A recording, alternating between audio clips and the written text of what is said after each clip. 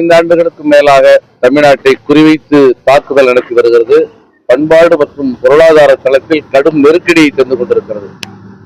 Corona பேரிடரால் ஏற்பட்ட பொருளாதார நெருக்கடி இன்னொரு புறத்திலே தமிழ்நாட்டை தாக்கி இருக்கிறது.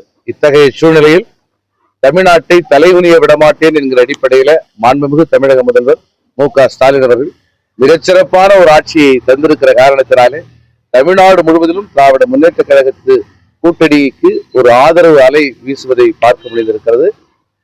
நான் செய்யூர் தொகுதியிலே போட்டியிடுகிறேன். இன்று விழுப்புரம் தொகுதியில வாக்களிக்க வந்திருக்கிறேன். இங்கும் திராவிட முன்னேற்ற கழகத்திற்கு ஒரு பெருவாரியான மக்கள் ஆதரவு அலையை காண முடிகிறது. கட்டாயம் திராவிட முன்னேற்ற கழகம் 200 தொகுதிகளில் வெல்வதற்கான வாய்ப்பு இருக்கிறது. பல்வேறு தொகுதிகளில் போயிருக்கீங்க, பிரச்சாரம் பண்ணிருக்கீங்க. மக்கள் மனநிலைக்கு விஜய் வந்ததுக்கப்புறம் என்ன மாற்றம்? விஜயினுடைய வருகை என்பது ஒரு பொருட்படுத்தக்கூடிய ஒரு வருகையாகத்தான் இருக்கிறது. ஆனால் அது பாஜகவினுடைய ஏற்பாடாக அமைந்திருக்கிறது என்பதை மக்கள் ஓரளவு புரிந்து கொண்டிருக்கிறார்கள்.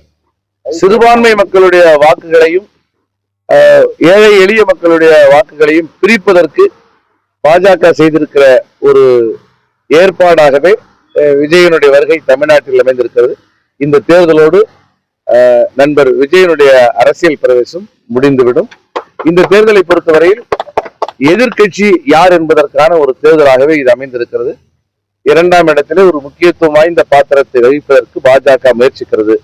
ஆனால் நிச்சயமாக திராவிட முன்னேற்ற கழகத்தினுடைய ஆட்சி அமையும். எந்த தேர்தல் இல்லாத அளவுக்கு வாக்குப்பதிவு பார்த்தீங்கன்னா அதிகமா நடந்துட்டு இருக்காரு. இது வரையும் போல அதிகமா இருக்காரு. வேற எப்போதும் இல்லாத வகையிலே, இந்தியாவிலே இல்லாத வகையிலே பெனிஃபிஷியரி டார்கெட்டட் ஸ்கீம்ஸ் என்று சொல்லக்கூடிய வகையில தனிநபர்கள் நேரடியாக பயன்பெறக்கூடிய ஒரு ஆட்சியாக கடந்த ஆட்சி அமைந்திருக்கிறது. ஒவ்வொரு வீட்டிலும் அந்த இல்லத்தரசிகள் பயன்பெற்றிருக்கிறார்கள். மாணவர்கள் காலை உணவு சாப்பிட்டிருக்கிறார்கள். கல்லூரி மாணவர்கள் நான் முதல்வன் தமிழ் புதல்வன் திட்டங்களில் பயன்பெற்றிருக்கிறார்கள். ஆகவே பயனடைந்தவர்கள் அவ்வளவு பேரும் நன்றியை பாராட்டக்கூடிய வகையில திராவிட முன்னேற்ற கழகத்தின் தலைமையிலான மதச்சார்பற்ற கூட்டணிக்கு வாக்களிக்க வேண்டும் என்று திரள்கிறார்கள். இது ஒரு மிகப்பெரிய அலையாகவே இருக்கிறது.